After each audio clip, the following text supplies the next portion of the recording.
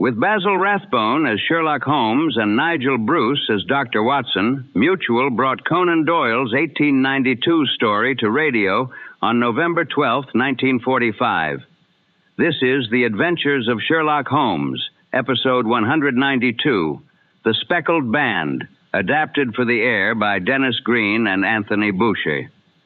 Helen Stoner comes to Baker Street fearing that the unexplained death of her twin sister may be linked to a danger now confronting her at Stoke Moran, the Stoner family estate in Surrey.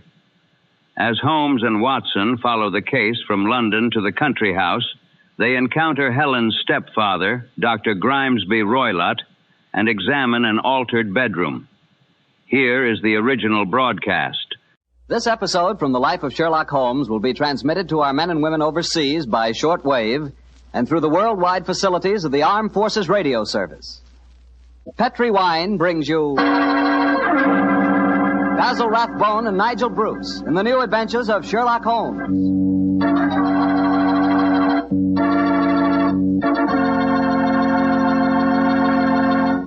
The Petri family, the family that took time to bring you good wine, invite you to listen to Dr. Watson tell us another exciting adventure he shared with his old friend, that master detective, Sherlock Holmes.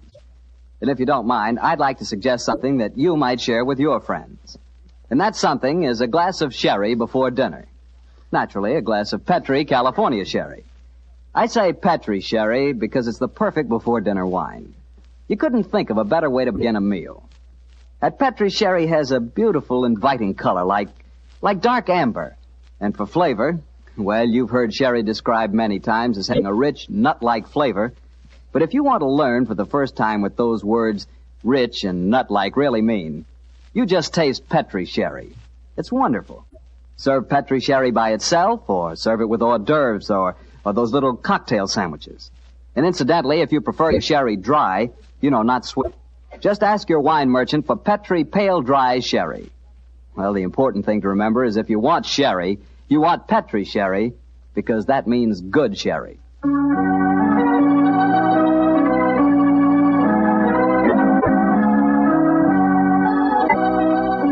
And now let's look in on our genial friend and good host, Dr. Watson. Good evening, Doctor. Good evening, Mr. Bartell. Punctual to the minute, as usual. Never keep a doctor waiting, I always say. Particularly Dr. Watson. Draw up a chair, my boy. Thank you. That's it. All ready to tell us the Sherlock Holmes adventure of the Speckled Band, Doctor? Yes, I'm all ready, Mr. Bartell. Say, Doctor, just what does a Speckled Band mean? You wait until I've told you the story, young fellow, my lad. You'll find out for yourself. Sorry. The floor is all yours, Doctor. The adventure of the Speckled Band began on a rainy April morning in 1883.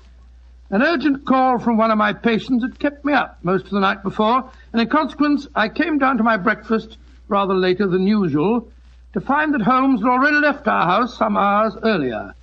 As I sat there reading the morning paper and consuming my 2 lightly boiled eggs, there was a knock at the door. It opened to disclose a typical example of the British working man, a bag of tools in one hand and a grimy cap in the other, as he spoke to me from the doorway. You sent for me, Mr. Holmes? I'm not Mr. Holmes. Oh, beg your pardon, Governor. But I've come to mend the gas bracket over the mantelpiece. Oh? What's wrong with it? I've got a leak in it. Oh, leak? Well, what's wrong with your work? Yes, sir. Hope I won't be disturbing you, sir. No, that's all right, my man. Don't mind me. Oh, dear. Very untidy man, Mr. Holmes, sir. What do you mean by that? Well, you can't help noticing the mess this room's in. I've heard say he was as tidy as any when he started, but he learned bad habits from a bloke what lived with him. Dr. Watson, I think his name is. You impertinent fellow. How dare you talk to me like that? I've got a good... Oh, where does he go to? Here! You come out of there! That's Mr. Holmes's room. Don't be angry with me, Watson. What? Just slipping out these grimy rags into a dressing gown. Good gracious me. So was you, Holmes. Well, upon my soul, I'd never recognized you, but why the disguise? A case, my dear Watson, a case. One of those small problems which a trusting public occasionally confides to my investigation. To the British workman, old chap, all doors are open. His costume is unostentatious and his habits are sociable.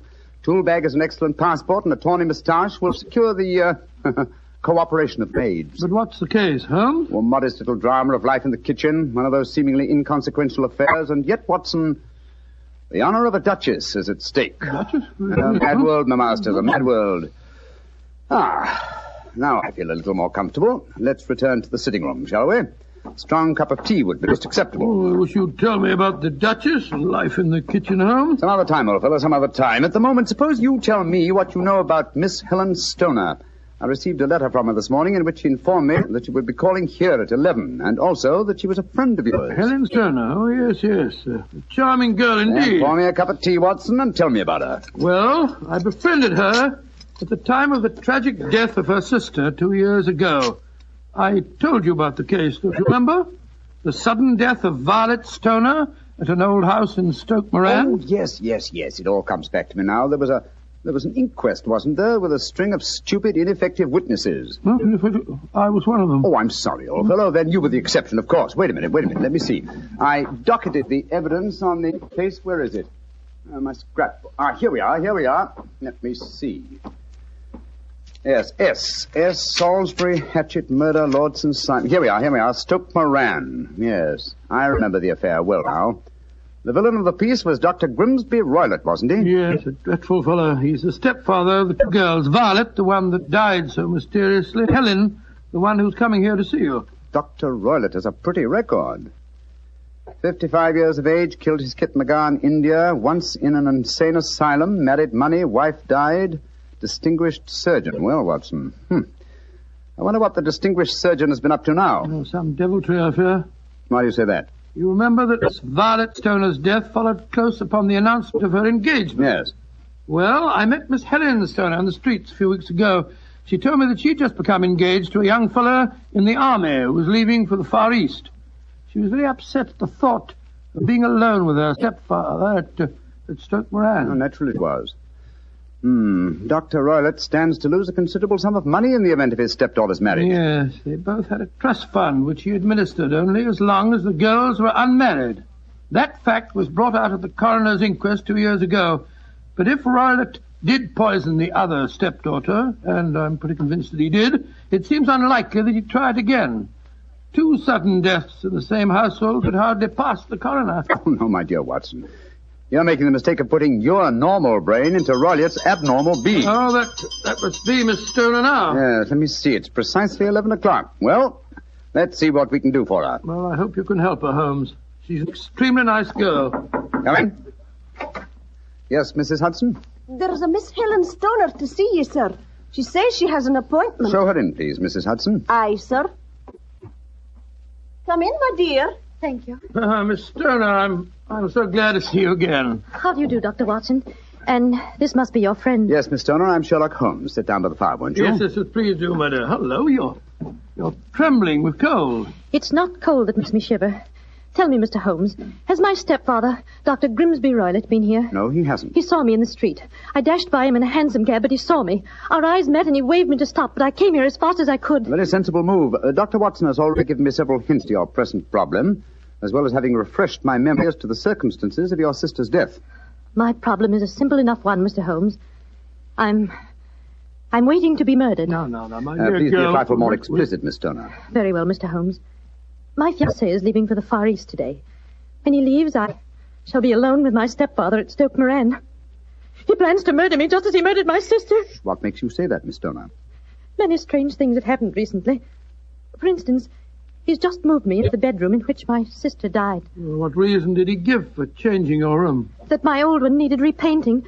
It didn't need it, but Dr. Roylott did need to put me into that horrible room. And other things have happened. I've heard the music again. Music? What music? My sister first heard it a few days before she died. I heard it myself on that dreadful night she breathed her last. Oh, Mr. Holmes, I'm terrified. Don't worry, my dear. Please don't worry anymore. You have friends to help you now. Do you mind if I ask you a few questions? No, of course not. Now, this music.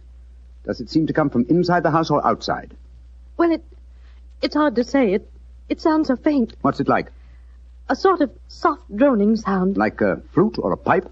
Yes, it reminds me of native music I heard during my childhood in India. India, eh? Oh. There's one other thing that puzzles me, Mr. Holmes. Now, what's that? My sister's dying words. As she lay in my arms, she gasped out 2 words. Now, what were they? Band and You remember that evidence from the inquest, don't you, Dr. Watson? Yes, I do. I couldn't make head or tail of it. So? Band, speckled. Indian music. Miss Stoner, do you sleep with your door and windows fastened? Yes, Mr. Holmes, but so did poor Violet. It didn't save her, though. What did you gather from your sister's dying allusion to the band, the Speckled Band?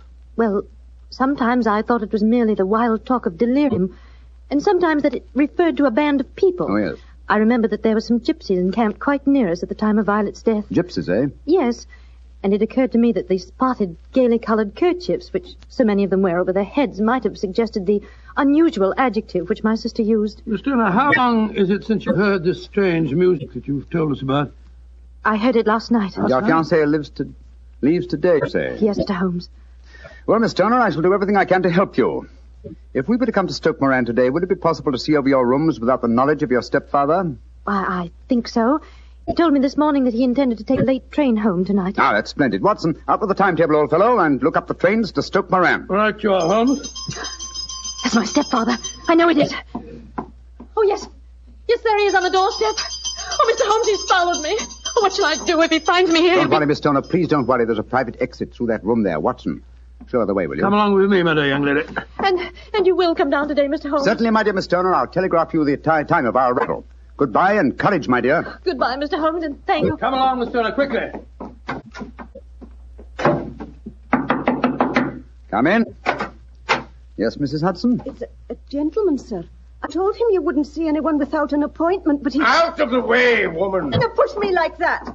I'm sorry, Mr. Holmes. That's all right, Mrs. Hudson. You can leave us. What kind of gentleman does he call himself pushing an old lady? So you're Sherlock Holmes. You have the advantage of me, sir. Your name is, My name, sir, is Roylott. Dr. Grimesby Roylott of Stoke Moran. Oh, yes, of course. A charming place, I hear, and obviously good for the lungs. You won't trifle with me if you know what's good for you. Watson, there you are. And how was the experiment? Very successful, Holmes. Good day to you, Dr. Roylott. I haven't seen you since I gave evidence at your stepdaughter's inquest. Yes, I remember you, Dr. Watson. Now listen to me, you two. My stepdaughter's been here. I've faced her. What's she been saying to you? A little cold for this time of the year, isn't it? You answer me! I hear that the crocuses promise well. You dare to try and put me off, do you? I know you, you scoundrel. You're Holmes the meddler. Am I? Holmes the busybody. I believe that a man should occupy his time. Holmes the Scotland Yard Jack in office. When you go out, close the door, won't you? There's a draft. I'll go when I've had my say. Keep your nose out of my affairs, do you hear? Oh, yes, my hearing is excellent, thank you, and your diction and delivery most forceful. But time flies, my dear doctor, time flies, and has its duties as well as its pleasures. Goodbye. Insolent rascal. Here, see this poker?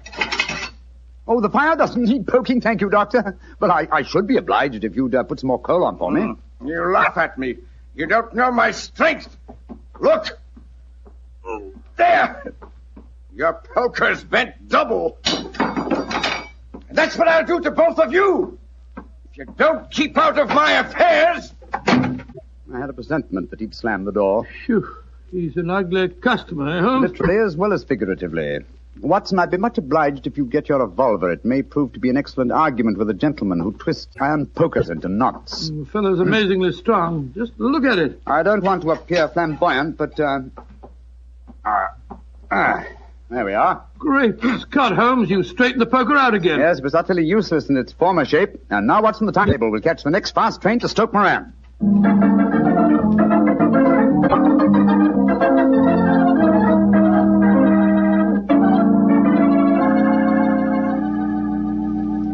Oh, Mr. Holmes, Dr. Watson, I'm so relieved that you've come.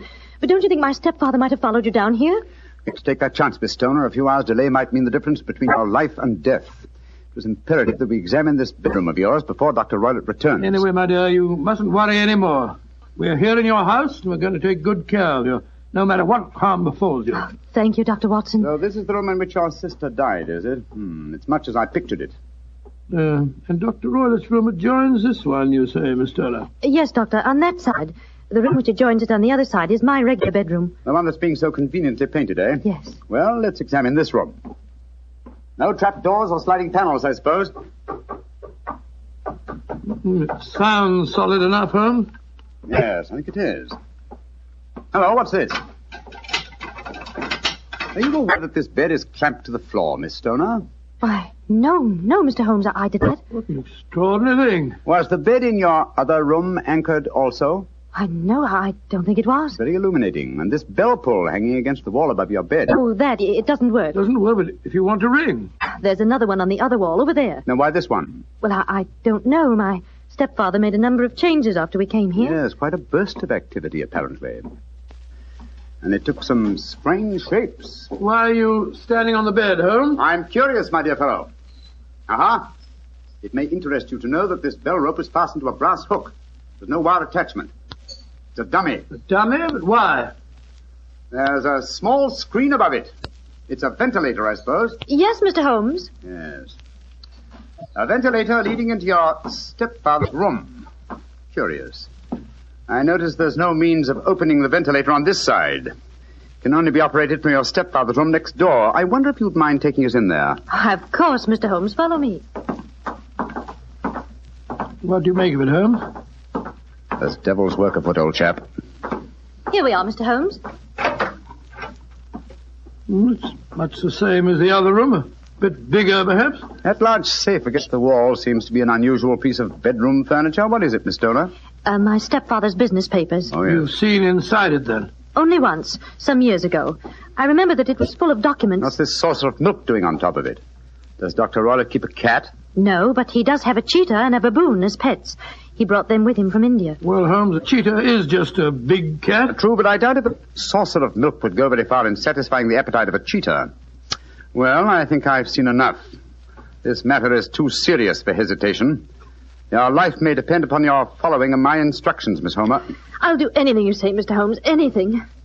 Is that village inn I see through the trees from this window? Yes, the Queen's Arms. Your bedroom windows would be visible from there. Yes, Mr. Holmes. Very well, then. Watson and I will go there now and obtain accommodations. When your stepfather returns, you must confine yourself to your room on the pretense of a headache. You follow me? Perfectly. When Dr. Roylott returns for the night, you must open your bedroom window and put your lamp on the sill as a signal to us at the inn. Then withdraw quietly to your usual bedroom, the one that's being painted. I'm sure that you could manage there for one night. Of course. But what will you do? When we get your signal, Dr. Watson and I will come here and spend the night in your dead sister's room. We are going to solve this mystery of the dummy bell rope and the unusual ventilator and the strange music in the night.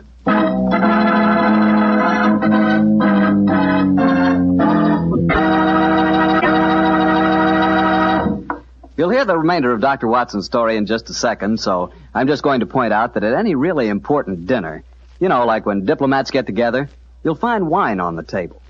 Because for years it's been a known fact that good wine makes good food taste better. Prove that to yourself tomorrow night by having your dinner together with a glass of Petri wine. If you prefer a red wine for any meat or meat dish, try a Petri California Burgundy. That rich, hearty red Petri Burgundy is really out of this world. Now, if you'd rather have a subtle, intriguing white wine, let's say to go with chicken or fish, then try Petri California Sauterne.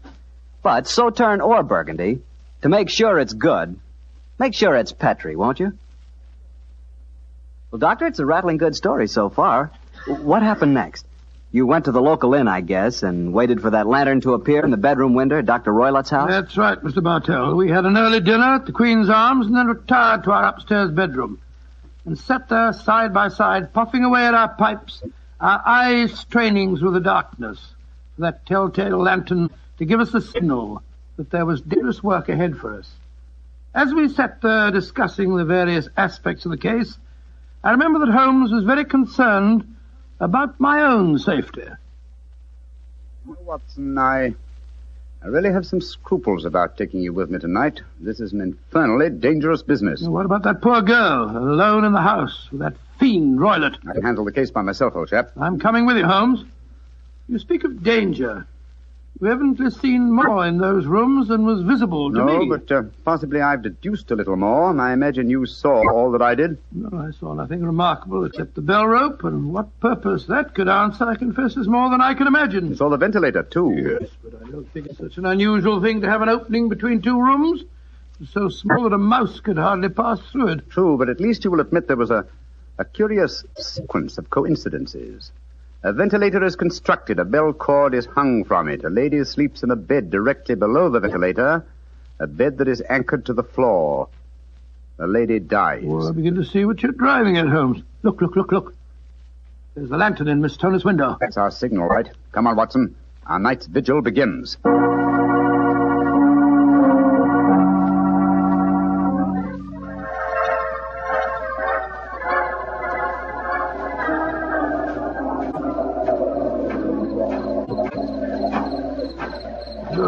What a foul night. Foul night for foul business, Watson. Come on, through these laurel bushes. It's only another 50 yards to the house. Yes, the lantern's still burning away in the bedroom window. Yes, all the other lights are out.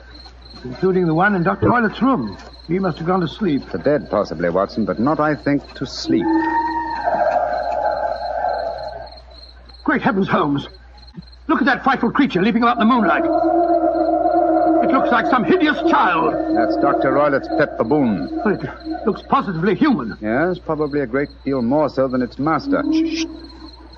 They're directly below the window now. This ivy provides a most convenient ladder. I'll go up first. Careful, Holmes, careful. Wait a minute. I hope the thing's strong enough to hold us both. We look pretty stupid on our backs in the mud. Get a hand with you, Holmes. I can't quite get my leg up over this window ledge. Thanks, old boy. Oh, say, phew. Now to close the window shutters. This room looks exactly like the same as it did this afternoon. These sound would be fatal to our plans. Keep the lamp covered, so that if the ventilator is open from Dr. Roylott's room, no light will show from in there. That's it. Why are you carrying that stick, Holmes? Prepared for a visitor that I expect before the night is over. A visitor who will herald his entrance with faint music from an Indian pipe. You mean the music is a signal? Exactly, old fellow. The signal to an accomplice who can enter a room with locked doors, an accomplice who kills and leaves no trace. You mean that... Shh, no more talking, Watson. I'll sit on the edge of the bed here. You sit on that chair. Have your revolver ready in case you should need it. Right you are, Holmes. Have the lantern ready, too. When I shout now, turn the light full on the top of the bell rope. You understand? Yes, perfectly. Good. Now we must wait. Perhaps for some time. But don't go to sleep, Watson. Don't go to sleep. Your very life may depend on it.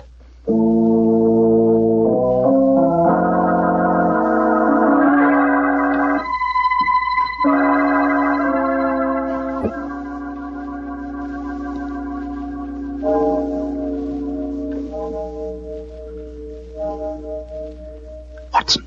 Yes? You're not smoking, are you? No, Holmes. I smell tobacco smoke. Must be drifting through the ventilator. Exactly. Dr. Roylott is up. Look. There's a tiny shot of light showing up in the ventilator. Shh. Listen. There's the music. Yes. Heralding the messenger of death. Have your lantern ready, Watson.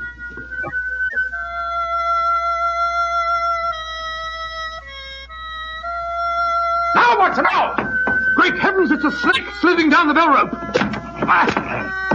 You can't kill it with that stick, Holmes. Out of the way. Let me get a shot at it. I'm going to drive it back the way it came. Get out.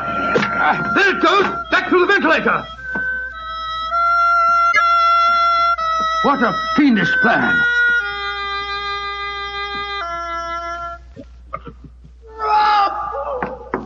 Quick, Scott, what's that? I think the devil has turned on its master. Come on, Watson, into Dr. Roylott's room. Dr. Roylott! Dr. Roylott! Dr. Good Lord, Holmes. Look at him sprawled on the bed. Look at his eyes. Yes. And see what is coiled around his forehead. It's the snake. Yes, the band. The Speckled Band. He's dead, Holmes. Yes, he's been bitten by the deadliest snake in the world. The Indian swamp adder. Deadly fangs produce death within 10 seconds. Well, Watson, violence does in truth recoil upon the violent. And the schemer falls into the pit which he digs for another. What should we do now, Holmes? We must remove the macabre headgear from the dead doctor and return the snake to its den. Then I suggest that we tell Miss Stoner that there's no more danger under this roof. After that, we can turn the matter over to the local police. Our work is done.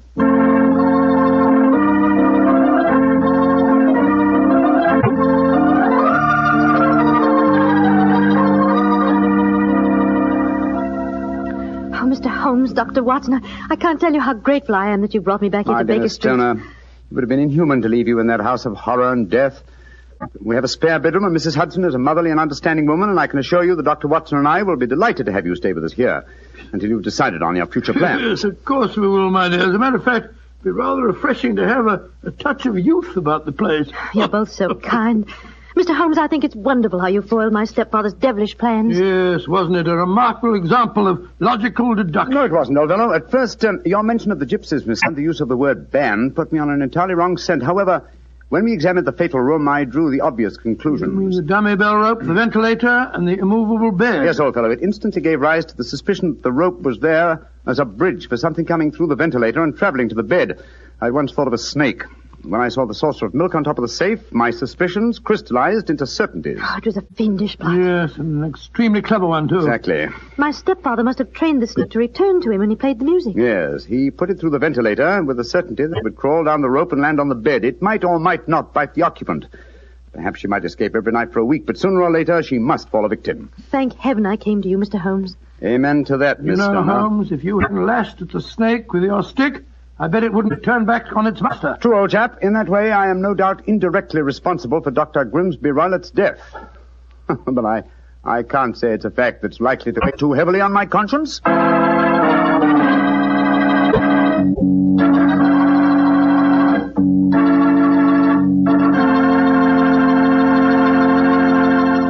Doctor, that was quite a fascinating story. You know something? I'm not exactly a coward, but no kidding, my toes really curl when I get mixed up with snakes. Oh, you're not alone in that respect, Mr. Bartell. I must admit that I like to have a revolver and at least 20 feet between me and any snake that wants to cross my path. Well, if you want a revolver in 20 feet, I'll take a cannon in 20 miles. It's fortunate that you're a wine expert, Mr. Bartell, not a detective. I'm afraid you wouldn't, shall we say, find detecting to your liking? We certainly shall say it. And incidentally, I'm not a wine expert, Doctor. All I know about wine is that it either tastes good or it doesn't. And I also know that Petri wine always tastes good. The Petri family sees to that. The name Petri on the label is the personal assurance of the Petri family that every drop of wine in that bottle is good wine. And they know how to make it good because they've been making fine wine for generations. Handing down from father to son, every secret, every skill of the winemaker's art.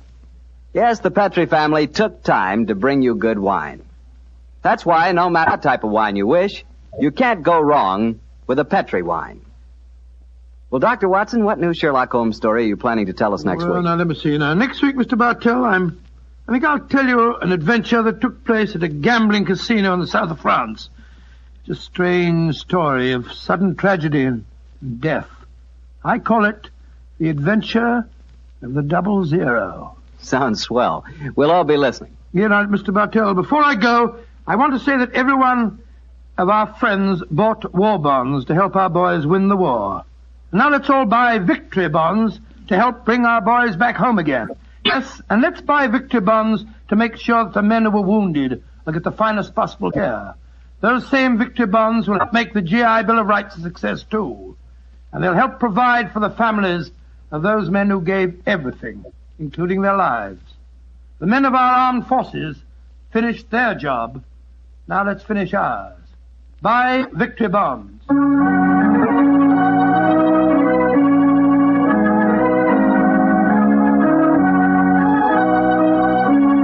Tonight's Sherlock Holmes adventure is written by Dennis Green and Anthony Boucher and is an adaptation of the Sir Arthur Conan Doyle story, The Adventure of the Speckled Band. Music is by Dean Fossler. Mr. Rathbone appears through the courtesy of Metro-Goldwyn-Mayer and Mr. Bruce through the courtesy of Universal Pictures, where they are now starring in the Sherlock Holmes series. The Petri Wine Company of San Francisco, California, invites you to tune in again next week, same time, same station. This is Harry Bartell saying good night for the Petri family. Sherlock Holmes comes to you from our Hollywood studios. This is the Mutual Broadcasting System.